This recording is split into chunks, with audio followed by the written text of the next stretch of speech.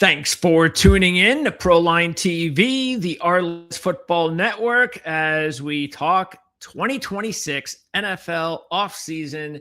We preview free agency and the NFL draft, and we are going to talk about the Tampa Bay Buccaneers. And that means James Yarcho is with us from the LockedOnBucs Podcast. And James, good to have you with us. Unfortunately, didn't want to have to talk to you this soon. But it is what it is. How's it going?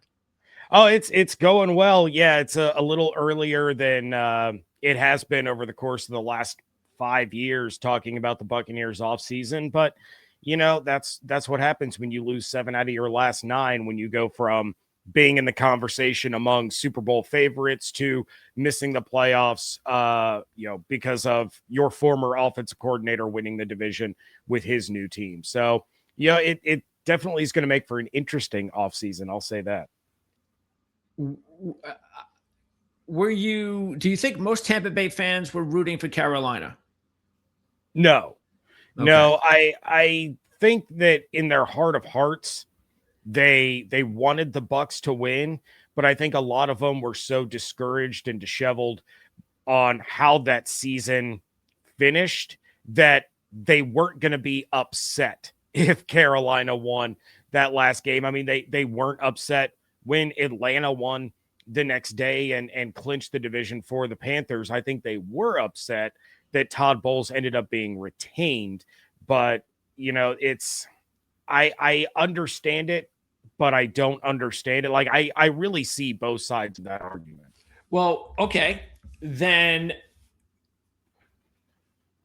how about the game last week, seeing Carolina in the playoffs and how well they played and almost at the Rams? Do you think most Buck fans at that point were proud of the Panthers because they represented the NFC South? No, the NFC South doesn't really have that like SEC vibe where it's, SEC versus everybody, or you start rooting for the division because they represent the division. Most fans wanted the Panthers to lose. And I think the frustrating part for Bucs fans was watching how well they played and having a lead going into the final 2 minutes of the game. And they're sitting there thinking the Bucs would have lost by 30. Like, the Rams would have absolutely decimated this Tampa team. How are the Panthers sticking around and have a chance at an upset? And I think that also spilled over into the frustrations of, why did we keep Todd Bowles? Why are we going to stick with this same defense that we know Matthew Stafford would have carved up? Whether or not his index finger was hurt, he still would have probably thrown for 350 and 3 touchdowns, just like he did on that primetime game. Okay, so let's get to Bowles then, because I understand both sides. Because on one end, you could look at it as, well, ever since he's been head coach, they've won division titles, and he loses one division title by one game, and you want to get rid of him already? I mean, can he have a mulligan? On the other side, I understand, because, getting into the playoffs and all that, that's important. I mean, just take a look at Mike Tomlin now. I mean, Mike Tomlin's got a Super Bowl and a much better resume, and Steeler fans wanted him out. And maybe justifiably so as well, because at some point, you want to just move on. If Tomlin had been there for so long, Bowles hasn't had that sort of tenure, but still, now in today's day and age, if you're a head coach for 4 or 5 years, it feels like, the old days of 10 or 15 years. It's like, let's get going here. What's going to happen? So what was the specific reason, though, for wanting to move on from Bowles? Was it his being a head coach, or the fact that he really oversaw a defense that the fans are just sick of? I think a lot of it had to do with, you have a head coach that's in charge of one side of the ball, and that side performed worse than the other side of the ball, which is the side that dealt with the vast majority of the injuries. That was statistically the worst defense that Todd Bowles has overseen since arriving in Tampa. It was the fewest amount of sacks that they had ever had. They were allowing more explosive plays in one game against the Patriots than they had allowed the previous 2 seasons combined. All of that stuff started to snowball and add up. And then you start to look at the things that had gone wrong consistently throughout his tenure of head coach, right? It was the clock management. It was the in-game decisions. It was, all of the little things that you can overlook, or you criticize in the moment or immediately after the game, but by the next week, you've already moved on.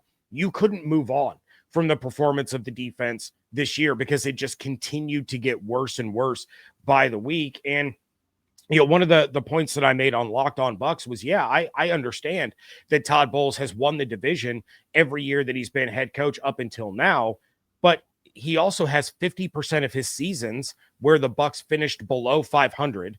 There was only one other NFC South team to finish above 500 over the course of those 4 years, and that was the New Orleans Saints, who finished 9-8. So it's not like you've had huge competition. You've been able to take advantage of a very, very weak division, and you've been able to win it with 9 wins or 10 wins when this was coming into the season. This was an offense that should have been top 5. This was a defense that should have been top 10, and instead they regressed in every major metric that you could look at, from rushing defense to third down conversion rate to goal to go efficiency. Every metric that you could use, that was the worst defense that Todd Bowles had called.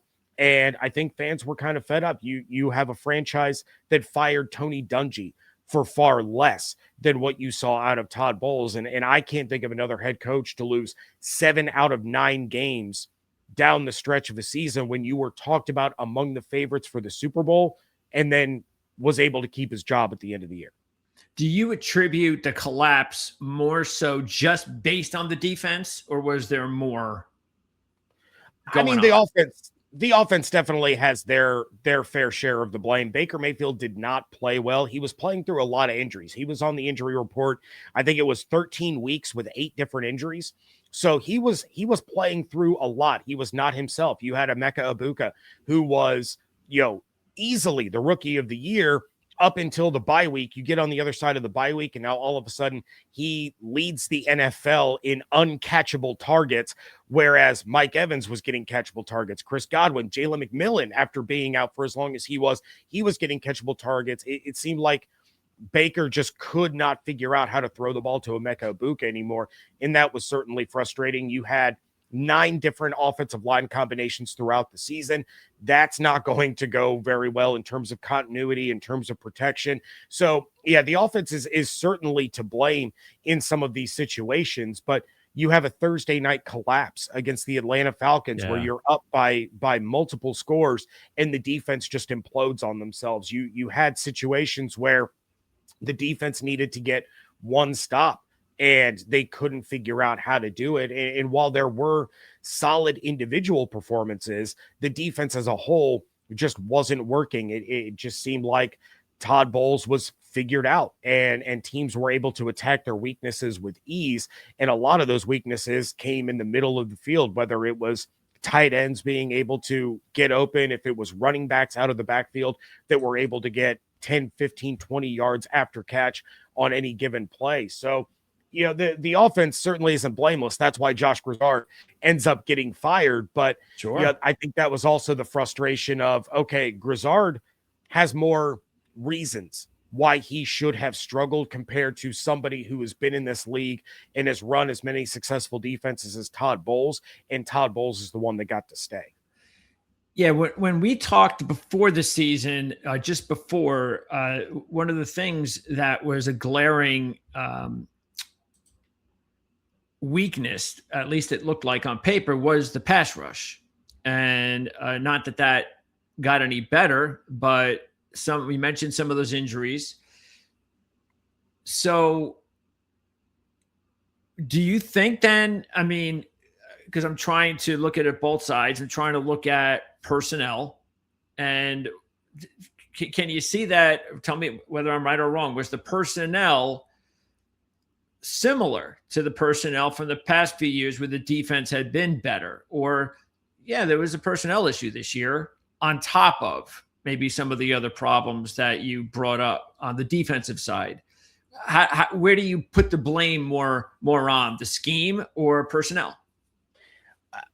I would put it a little bit more on personnel. I do think it's obviously a combination of the two. But Hassan Reddick, that free agent signing didn't go the way that they had hoped. They were of the belief that Hassan Reddick was going to be able to come in and be the guy that he was for the Eagles. You kind of chalked the Jets year up to being, a one-off. Yeah. He was the guy that was supposed to come in and really anchor this pass rush. Yaya Diaby did a fine job, but Yaya Diaby is a Robin. He is not a Batman. He is the Scottie Pippen to whoever the Michael Jordan of this pass rush needs to be, and that was not Hassan Reddick. Now, to Reddick's credit, the pass rush was better when he was on the field, but he did miss time due to injuries. He was in and out of the lineup a couple of times. But you lose Kalijah Cansey again.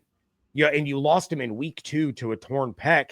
That certainly affected what they were able to do defensively. You had Elijah Roberts, who stepped up and played really well for a day 3 rookie who was thrust into a position where he was taking far more snaps than they had anticipated coming into the year. But when you don't have the horses to be able to do what you want to do, you have to find other ways to get the job done. And I think early in the year, Bowles was able to do that, but it never changed. And so once teams got that on film and were able to see, okay, how are you compensating for Kalijah Cansey being out? How are you compensating for Hassan Reddick being out? They never changed, and they were easily being figured out and schemed against.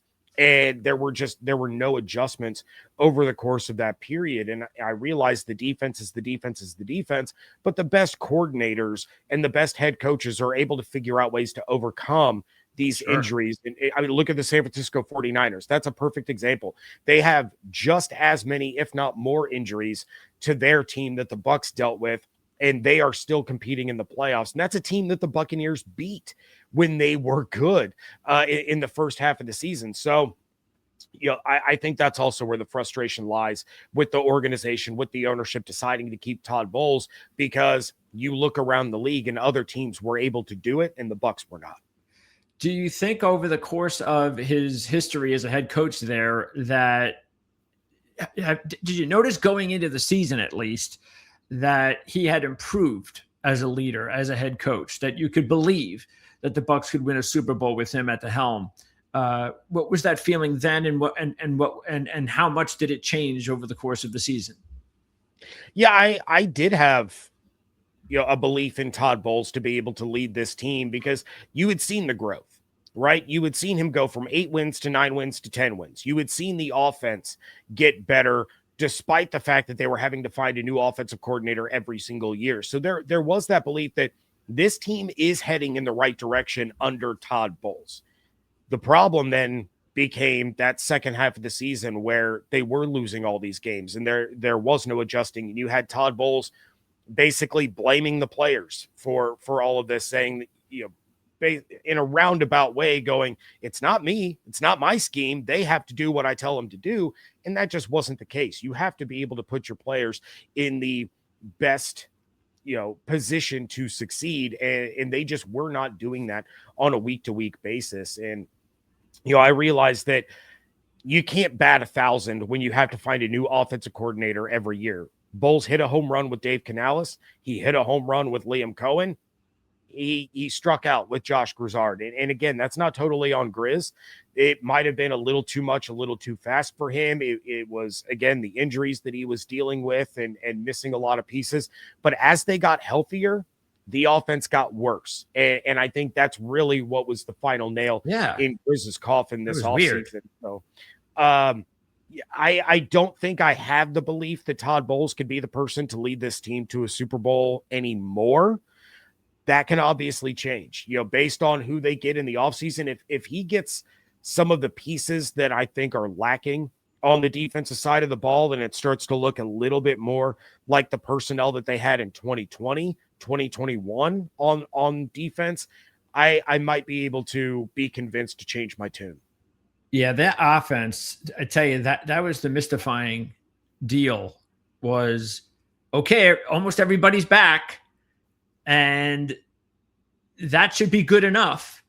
And I think the thing that really, because you would hope that the offense would be back and they put up enough points that they wouldn't really be in a close game late and they'd be fine. They'd win a few games. That's all they needed to do. They'd be in the playoffs. But they couldn't do that. And they would constantly be in a situation where it's a 4-quarter game. It's down to the last few minutes. And as you know, in the last 6 weeks or so of the season, they couldn't win any of those games. There's no confidence. There was a disconnect. And it was just so black and white to see that there's something going on, because it didn't make any sense looking at the roster with everyone back that the offense struggled as much as it did, except, of course, the only thing that I looked at was it's got to be either coaching or, Baker's definitely not right. And he could put up some good numbers every once in a while, but still, if he was healthier, they probably would have put up twice as much production as he's done. So, but I did look and blame on the outside of view. I had to blame the coaching staff because it made no sense. Yeah, and Baker certainly was not anywhere close to 100%. No. Now, a 50% Baker is still better than a 100% Teddy Bridgewater, but that certainly played into it. I think the injuries that easily get overlooked, that really, really kind of torpedoed what this offense was going to be able to do, were Ben Bredeson, losing him after getting him back, and then Keeft. So with Ben Bredeson, you had already lost Cody Mauch for the entire year. Having the interior of the offensive line shuffled around so much, number one, it stunted the growth of Graham Barton. Like, he should have been better than he was his rookie season. He was worse. And it was because the guys on either side of him were not good offensive linemen. Like, there's no other way to put it. No disrespect to them. But, when those are the guys that are forced with protecting the interior of the offensive line, preventing that pressure from getting to Baker, preventing the pocket from collapsing, they failed.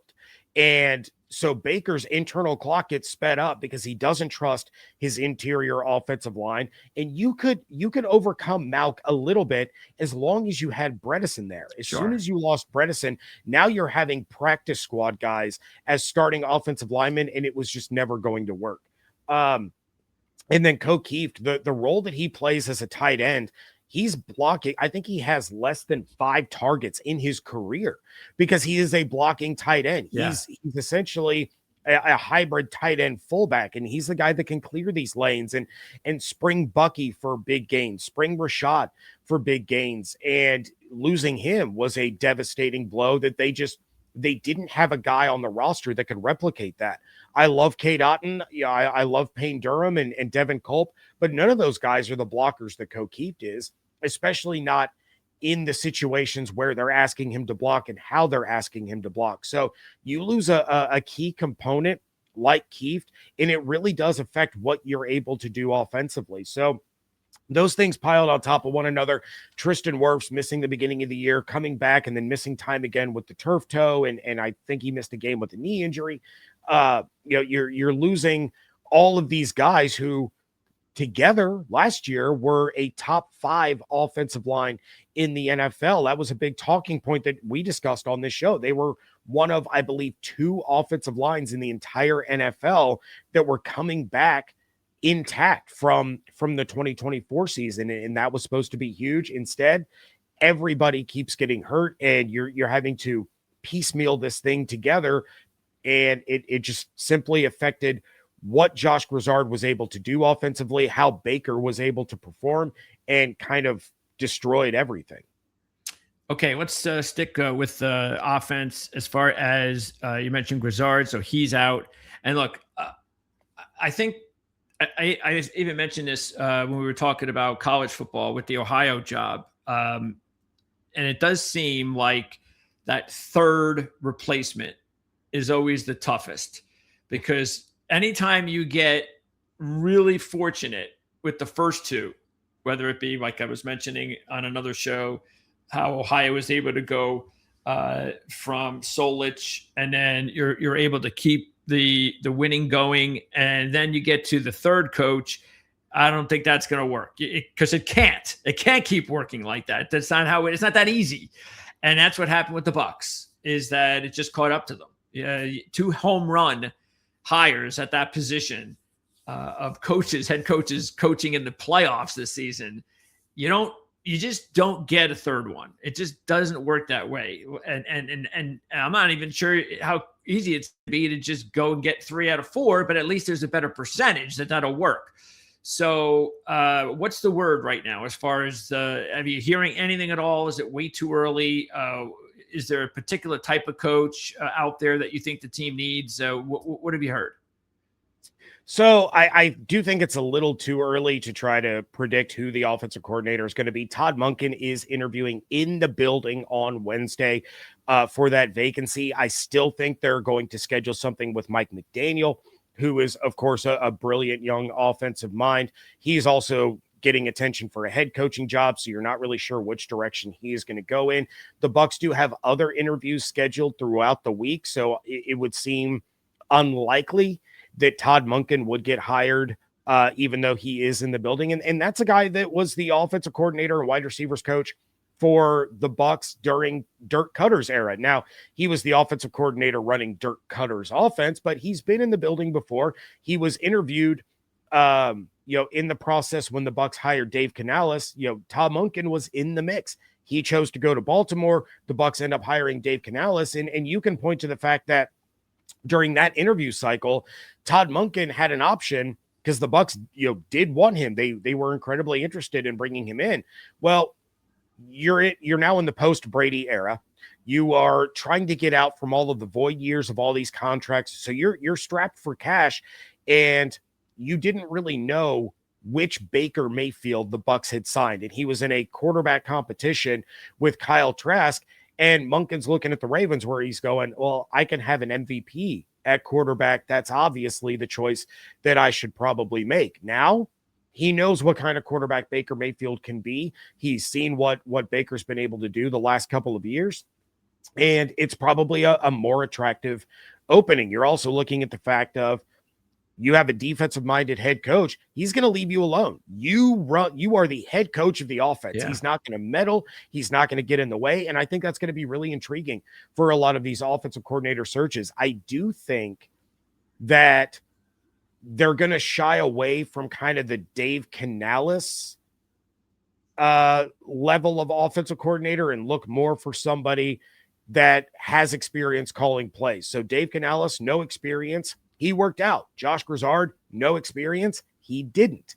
Liam Cohen, even though he didn't have NFL play calling experience, did have play calling experience. And I think they're going to look for somebody that can do that. And obviously Todd Monken and Mike McDaniel are going to be at the very top of that list. You could go with, Zach Robinson is another one that I would consider a big splash hire. Quarterback situation is much better in Tampa than it was in Atlanta last year. Yep. The weapons overall are better in Tampa than they were in Atlanta. I mean, Bijan Robinson is arguably the best running back in the NFL. Bucky is not Bijan, but you take a look, if they bring Mike Evans back, who's about to enter free agency, and you have that, that foursome of receivers plus Tez Johnson, now you're really talking about what Zach Robinson would be able to do. So I think he's another big one. And then Nate Scheelhaase is a name that continuously comes up. He was interviewed for the offensive coordinator position in Tampa last year. He is starting to get a lot of buzz this year. He does have experience play calling, again, not in the NFL, but when he was at Iowa State, he did call plays, so he has an understanding of in-game management and adjustments, and that's going to be crucial for a guy like Todd Bowles, who was already really close to being fired. Now he's in a situation where he knows he could get fired. He's not going to want to take that risk and that chance on somebody who, while they might be a great offensive mind, he doesn't want them to go through the growing pains of the in-game situations underneath him. So I would say, in my personal opinion, Todd Monken is probably the favorite to land this job. I know there is very serious interest in wanting to bring him in, and for good reason. Mm-hmm. But I still say it's a little too early in the process to really nail down anything like that. Yeah, it's a tricky situation. On one hand, the good thing is for any offensive coordinator is you get to work with one of the better quarterbacks in the league. On the negative side is stability. And how do I know this isn't going to be a 1-year deal? If things don't on the really flip go side well. of that, though, if Todd Bowles is gone after this year, but the offense is performing the same way it did under Liam Cohen, now you're in a situation where you might be the head coach. That's it true. May be 1 year as an offensive coordinator, but then you might be the head coach in 2027. Because I think the Bucs have kind of learned from the Liam Cohen situation. And again, I understand the way Liam handled it was absolutely terrible. It was deplorable, but you also couldn't really fire a head coach that had gotten, more wins each and every year, was coming off of another division, just to take that chance. Now you see what Liam was able to do with the Jaguars, and a lot of Bucs fans are wondering what if. So I think the offensive coordinator position could be enticing, especially for a guy like Mike McDaniel, for example. When he looks at the head coaching landscape, does he want to go to a rebuild situation like the Titans? Does he want to go to a rebuild situation like the Browns? Or would he rather take an offensive coordinator job for a team like the Bucs, like the Lions, like the Eagles now, where it would parlay into a better head coaching opportunity next year? And maybe, like you said, if it's someone like McDaniel, he might look at this as, well, if I do my job, I've got head coaching experience. I would probably be the head guy to get the gig, especially if they get off to a slow start, they decide, let's move on. It's very easy to just put McDaniel in the head spot at some point during the season, potentially give him an opportunity to be the man in 2027. So yeah, that makes a lot of sense. Okay. Yeah, and I think that will be a little bit of a draw. Okay, so let's free agency, and let's get into it, because you mentioned Mike Evans, and the cap space is fine. I'm not sure. They're at about $24 million now. Is there any chance that you've seen on the books that they could have enough money to make some big splashes, or are they just going to have enough money to have the average type of offseason where they can maybe add a decent player or two? They have to create the money to make big splashes. I think if you're going to sell this decision to keep Todd Bowles to the fan base, to the season ticket holders, you have to make splashes. Now, Jason Light does have Mike Greenberg there as his right-hand man, who is one of, if not the best in the business at figuring out how to manipulate the cap, how to create more space. So I think you're looking at a couple of restructures. You might be looking at some extensions where they can move some money around and kick the can down the road like they did during the Brady era. But this is a team that has to have a 2020 level offseason. And when I say that, I mean, that was the offseason that they brought in Tom Brady. They brought in Leonard Fournette. They brought in Rob Gronkowski. They brought in Antonio Brown. They brought in all of these guys, and it got you a Super Bowl. You have to have that level of impact. So you have to go out and you have to trade for a Max Crosby, or you have to sign a Trey Hendrickson. Like, those are going to be the two big names that are talked about incessantly when it comes to the Buccaneers. You have to go out there and you have to get Matt Milano or a Quay Walker or a Nakobe Dean to be a linebacker to replace Levante David, who I believe is going to retire. And you have to make those kinds of big splashes. You can't bargain hunt anymore. You struck gold with Shaq Barrett when you went bargain hunting for free agents. Now you can't take that risk.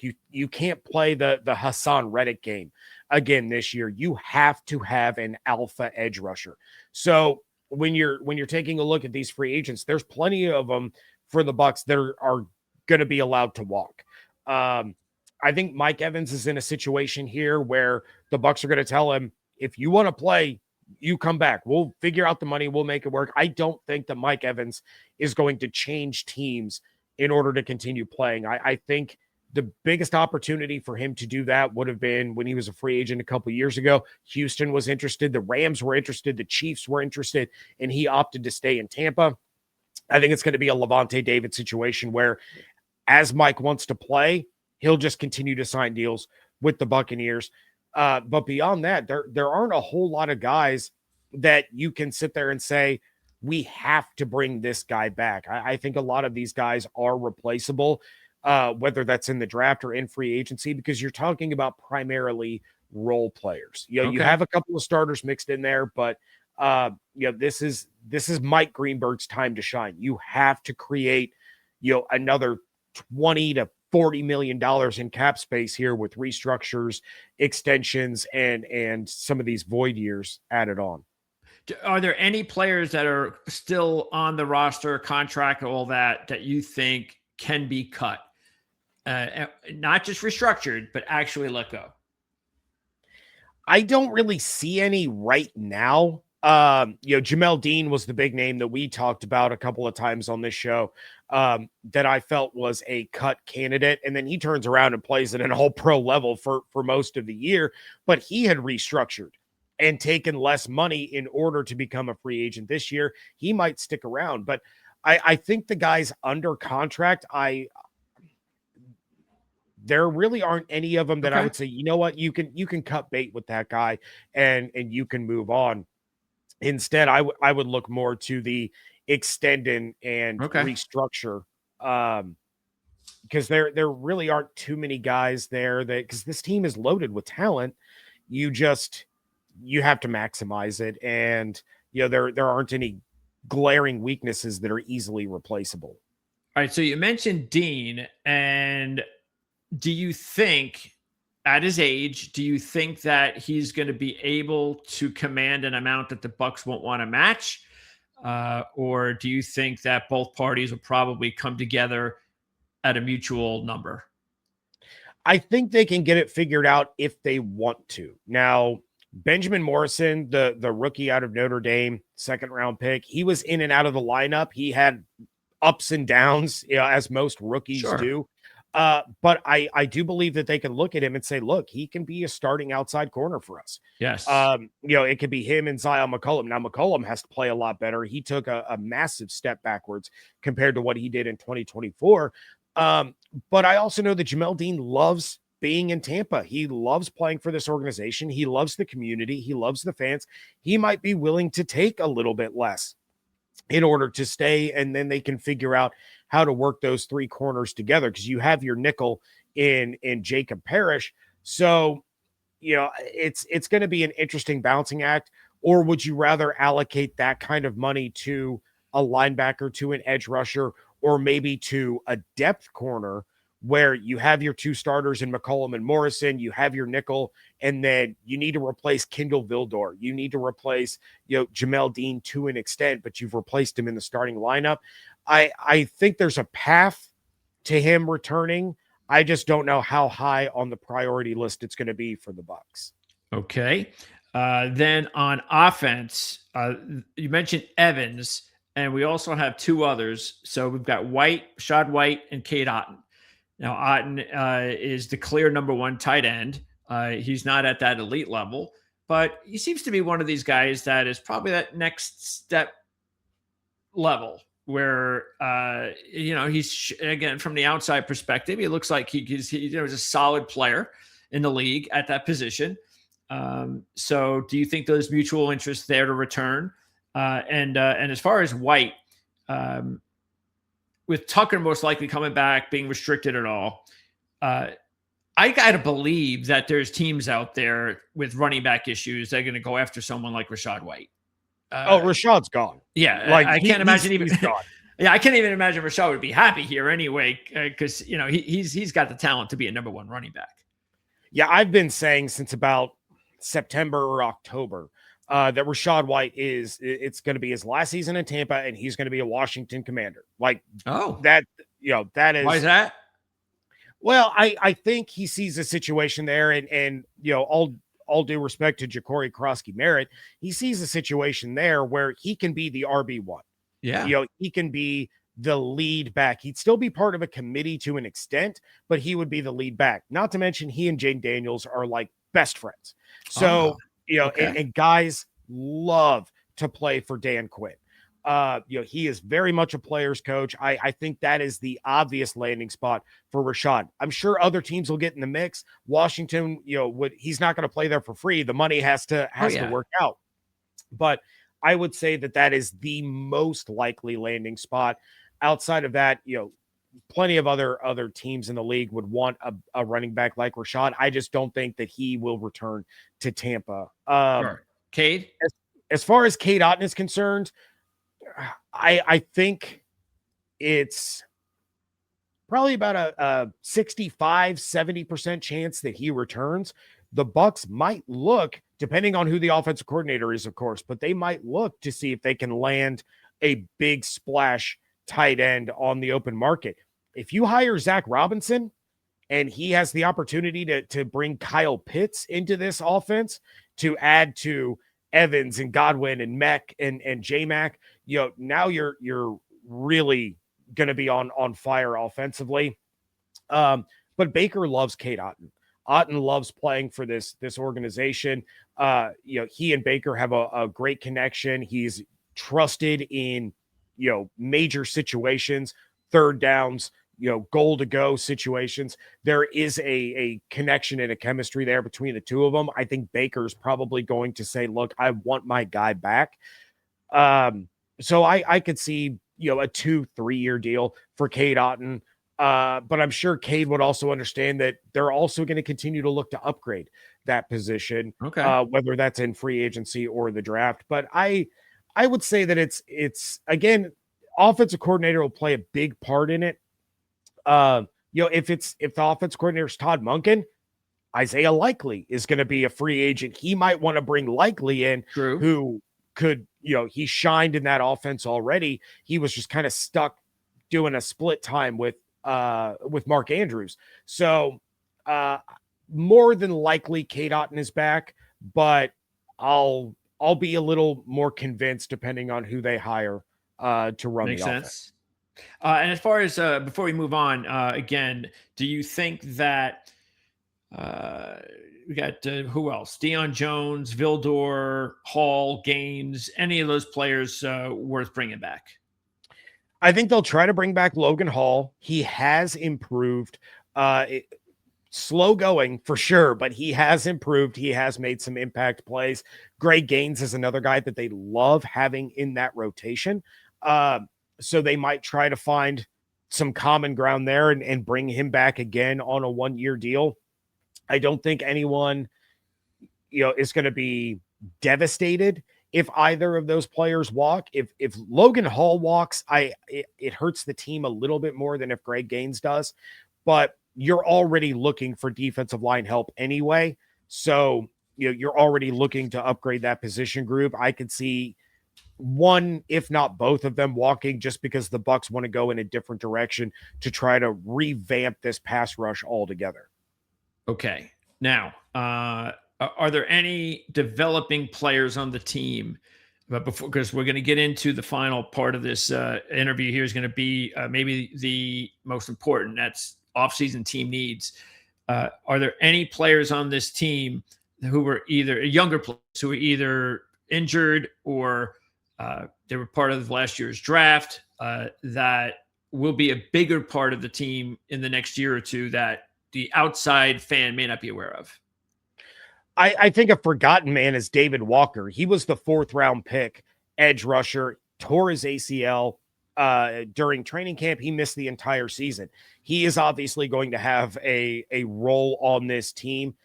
Chris Braswell just has not worked out. I think you're going to see David Walker become either the 3rd or 4th man in that rotation. Yaya Diaby is obviously a starter. Anthony Nelson is going to continue to be who he's been. They have to find that alpha guy, that Batman to Yaya's Robin.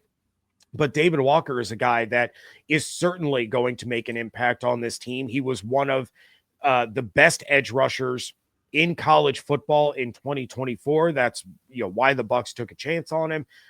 Being from a small school and dominating the way that he did, you have to see how that translates to the NFL because the competition is certainly tougher. But it's going to be really, really hard for him to do worse than Chris Braswell has done, as an edge rusher that came from Alabama and was a 2nd round pick. So, he is certainly a guy. And then again, I have to continue to give flowers to Elijah Roberts. A 5th round pick, was thrust into a position where it probably sped up his development. He was not supposed to take as many snaps as he did, and he continued to grow week to week. And you started to say, okay, this is a viable player on this defensive line in this scheme for the Bucs that is showing signs that he can get even better. So I think, if you lose Logan Hall, if you lose Gray Gaines, Elijah Roberts is already kind of there waiting in the wings for an opportunity to play even more. I am really confident at his growth. Outside of that, Sirasi Dennis is who he is. Like, you saw him as a full-time starter all season. He's not that guy. So he's a great depth piece. He's a great, first guy in off the sideline to give somebody a spell or to play a couple of snaps. But outside of that, you have what you have with this defense. The starters, by and large, are great, but now you have vacated 3 starting positions, and those need to be replaced, and then the depth needs to be replaced, which is where I look at the money that you could spend on Jamel Dean, or you could turn around and spend that on a corner that's a depth piece and a special teamer. You could spend it on a safety that is a backup and a special teamer. You can allocate that money probably a little more wisely to build up the depth rather than have a congested rotation of starting corners.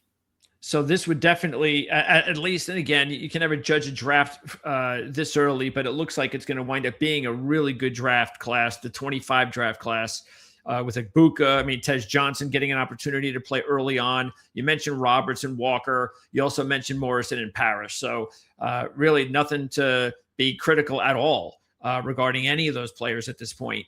Is that the general consensus that this looks like it's going to be a really good class?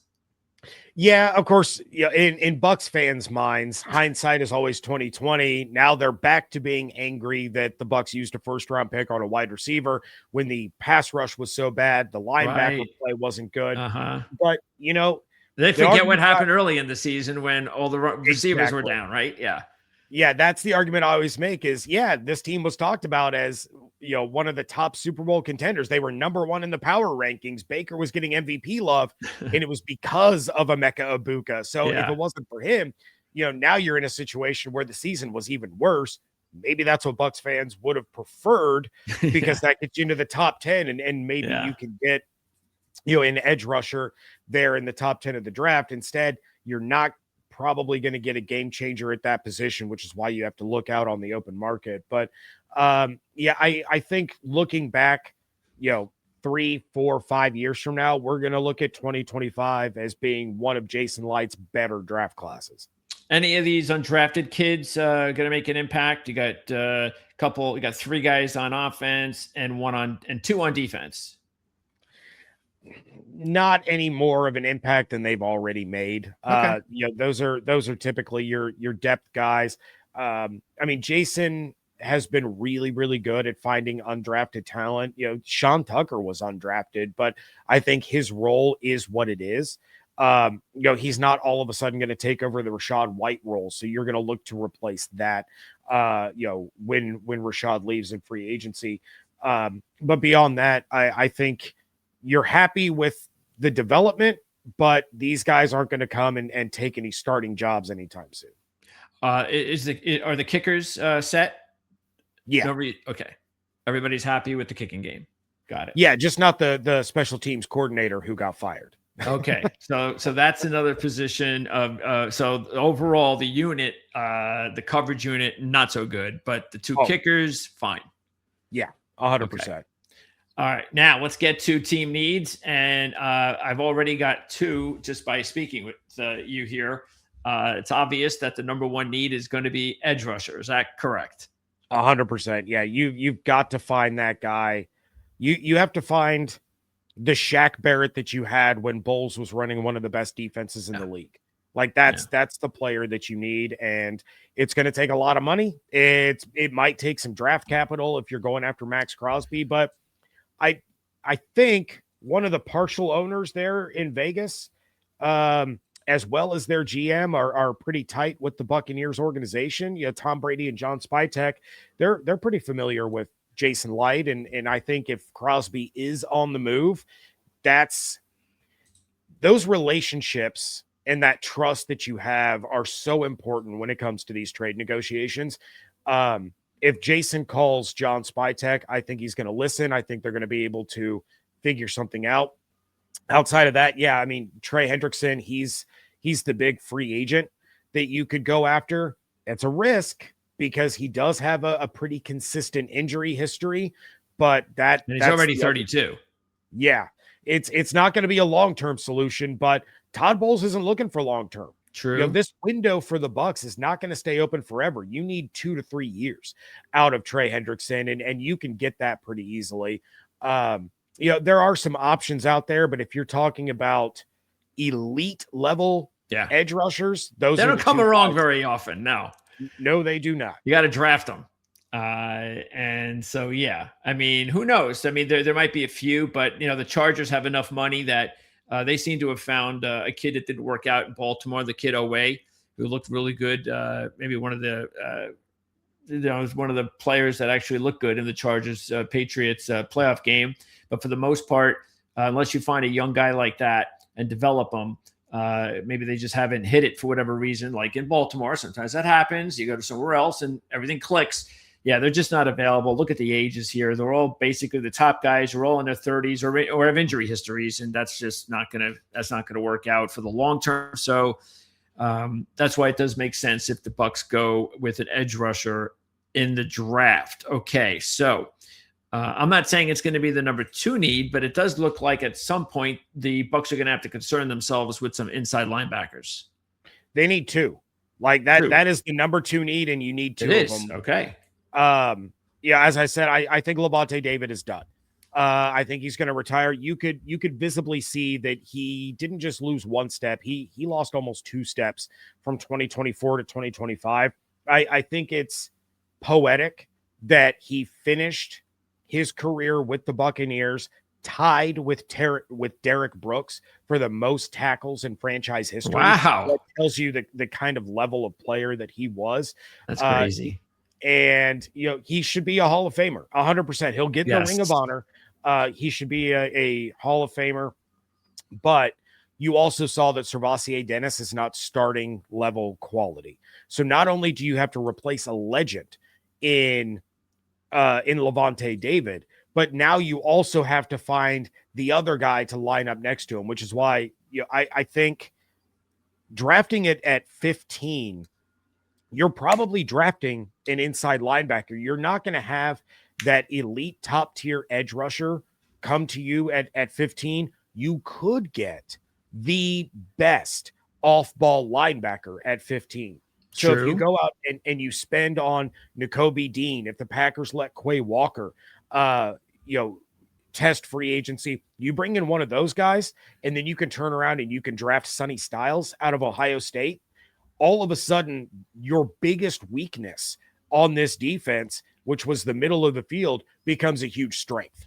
And I think that's probably the direction that they need to go in. You can take your shot on another depth or rotational edge rusher in, later in the draft. I think you need to look to inside linebacker as far as who you're taking with your first round pick, because the best player at a position of need is going to be that off ball linebacker. Yeah, that makes a lot of sense. Just taking a look at now this definitely will be updated soon. This was put together, I'm not sure exactly when, but it's not real recent, I believe, maybe a month ago. And taking a look there, you've got linebackers like Arvell Reese Arvell Reese is someone that is supposed to, people are looking at him as a top 5, top 10 draft pick. You got a few other guys there. And again, you take a look at edge. I think Ruben Bain is actually a player I want as a Jet fan. Oh, for sure. Everybody wants Ruben Bain. Yeah. So I think with the second pick with Mendoza going to the Raiders, I think the Jets are going to get what they want. So I know all Jet fans, of course, we want quarterback, and I get that, but you're not getting a quarterback worth anything at 2 in this draft. So unless they're going to trade down, I feel pretty confident the Jets will get their guy. But yeah, this looks like a pretty good draft for edge rushers, though. So I think there's some pretty good depth here. I think there's an opportunity for them to get a pretty good player at 15. Well, and we just know kind of how the beginning of this draft always goes. The quarterbacks, the edge rushers, and then those can't miss wide receivers. Those are going to be all we see. Maybe an offensive tackle or two. Well, a couple of corners. I know McCoy and Delane could go high. I mean, definitely Downs is going. Now, I know he's a safety. That's going to be the real interesting thing. It's going to be exactly how high can Downs go, because that's going to say a lot about how much has the draft really changed with safeties and where they get drafted. Because Caleb Downs, if this was 10 years ago, he'd be a top 5 pick cinch. Now it's like, will he get drafted that high? Because NFL teams just don't value safeties anymore. And it's the same with Jeremiah Love. Like, and that's the guy. Bucs fans would be irate, but if Jeremiah Love fell to them at 15, I would take him without hesitation. He is a game-changing running back, and if you pair him with Bucky Irving, that's a hell of a backfield. It would be the most amazing duo of all time. However, it terrifies me that the most likely landing spots for Jeremiah Love would be either the Chiefs or the Saints. I don't want him added to the Chiefs offense, and I don't want the Bucs to have to face him twice a year. But again, because he's a running back, is he going to be valued where he should be valued? Like, to me, he should have been the Heisman Trophy winner. If you're talking about just the best player in college football, it was Jeremiah Love. Yes. But because he's a running back in the NFL, is he going to go top 10 where he should go? And I think that's kind of it's right there with Caleb. Is the player going to be valued where they should be despite what position they play? Yep. Sadiq, he's clearly the number one guy. I think there'll be a big gap when it comes to where Sadiq will be picked. He'll probably be top 15. Can't imagine he'll go any higher than what we saw the last couple of years with some really good tight ends coming out. Maybe he gets later part of the top 10 is possible. So that's a player. You talked about the tight end position as well. So, edge rush, inside linebackers, Dose, number 3. It's probably running back. Really? Wow, that surprises me. Why is that? You have to replace what Rashad was in the offense. And while Sean Tucker is good, he does more of what Bucky did than what Rashad did. So with Rashad, he was a threat to run the ball, of course. He was the bigger threat as the pass catcher, and he was the pass protector. He was the guy that could really pick up the blitzes, sniff that out, and do a good job of buying Baker extra time. You have 2 running backs. You have 2 viable running backs on the offense. If you hire Mike McDaniel, if you hire Todd Monken, that's not going to cut it. You have to get a dude.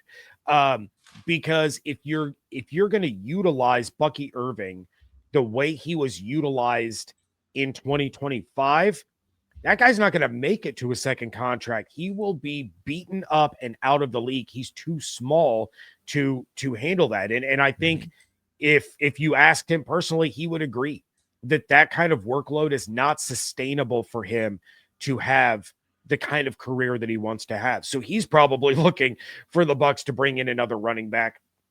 Now, I don't think that means that the Bucs are going to draft one in the second round. As much as it may put a smile on my face, it doesn't mean that they're going to draft Jeremiah Love in the first. I think you're probably again looking at the earliest a 3rd round draft pick. Maybe it's a 3rd round late pick where they're able to, they trade back and they pick up a late 3rd or something to that effect. But you're looking at probably a day 3 running back selection, and they are going to put an emphasis on the player they select has to be the kind of running back in college that was picking up blitzes, that was able to read that and able to help in pass protection. This is the guy.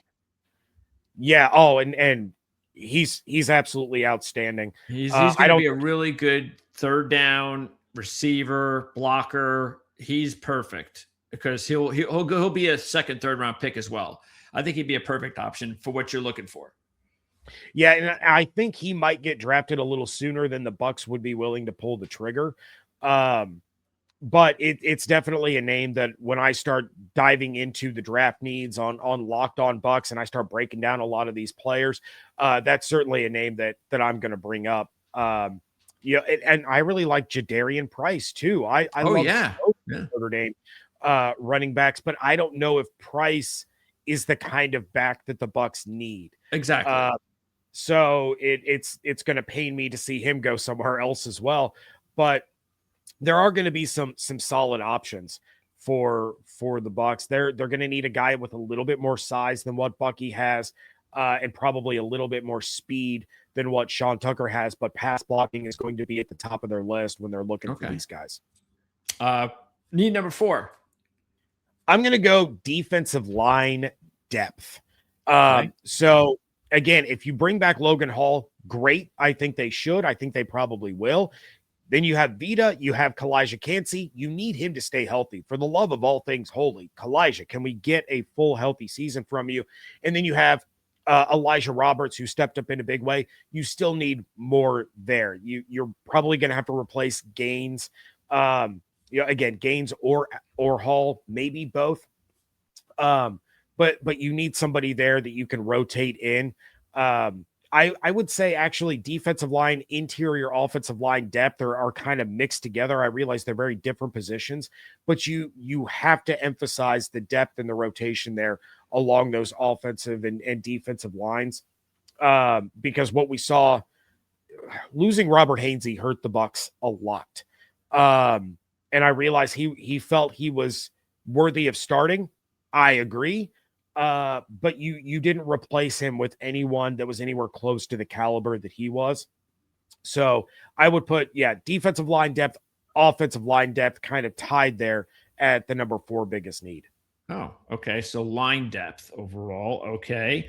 Yeah, because like you said, when those injuries exposed a big issue. And look, it's not the only way to remedy that is the draft.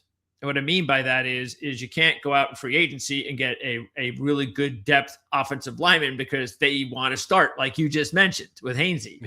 So you have to go in the draft to get those guys. So I'm sure that's something that they'll do. Okay, so wrapping it up with the final pick, and I know it's not going to be receiver. So is it going to be the secondary? Yeah, it's going to be a corner. Like I said, I think even though there's a path for Jamel Dean to return, I don't know that that's where the Bucs are going to allocate those funds. You have starters in McCollum and Morrison.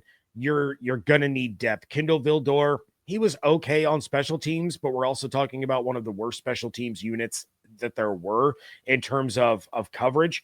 You need a guy that you can trust to come on the field in case of injury. Morrison in and out of the lineup with injuries all season. McCollum missed the end of the season because of injury. You need somebody that you can trust.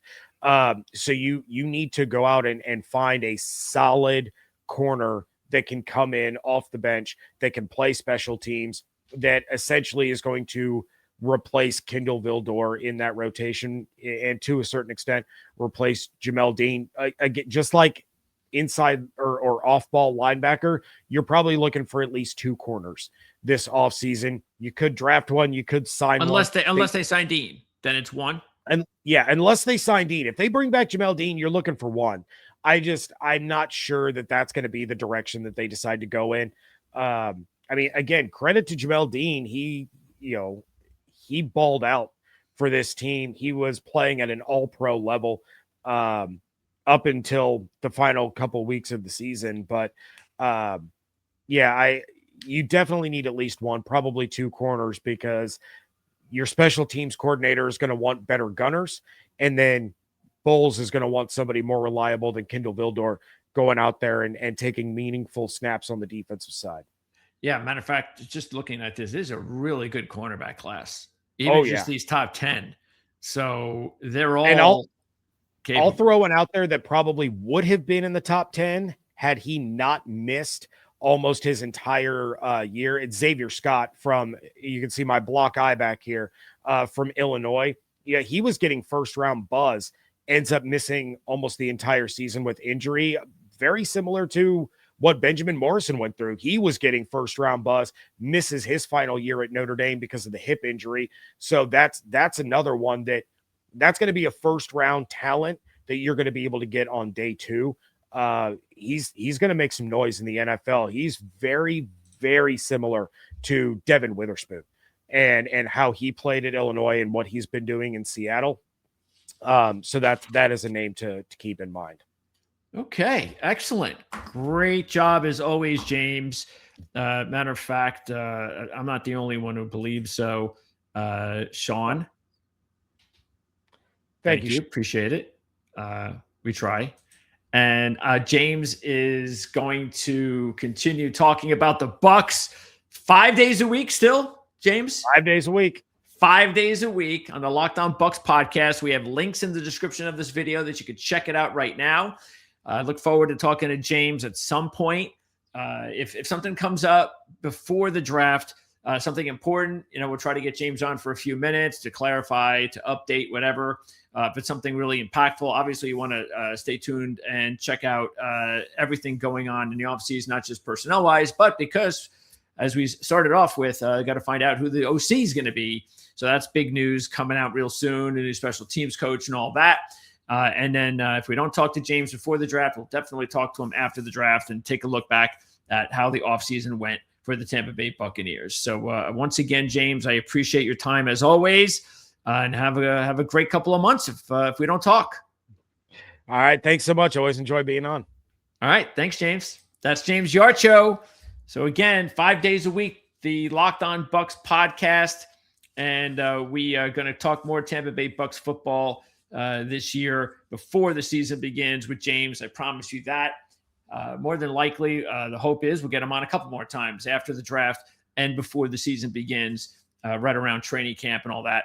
So that's where you can check out James here on the Ourlads Football Network and also at Proline TV. We'll see you a little bit 3 o'clock live for our coverage at Dom DeMarco's Pizzeria in Las Vegas. That is going to be where Jim Price is going to be located. They're going to preview all the games this weekend in the NFL playoffs. And then I'll see you tomorrow at 3 o'clock Eastern with our Dallas Cowboys coverage with RJ Ochoa of Blogging the Boys.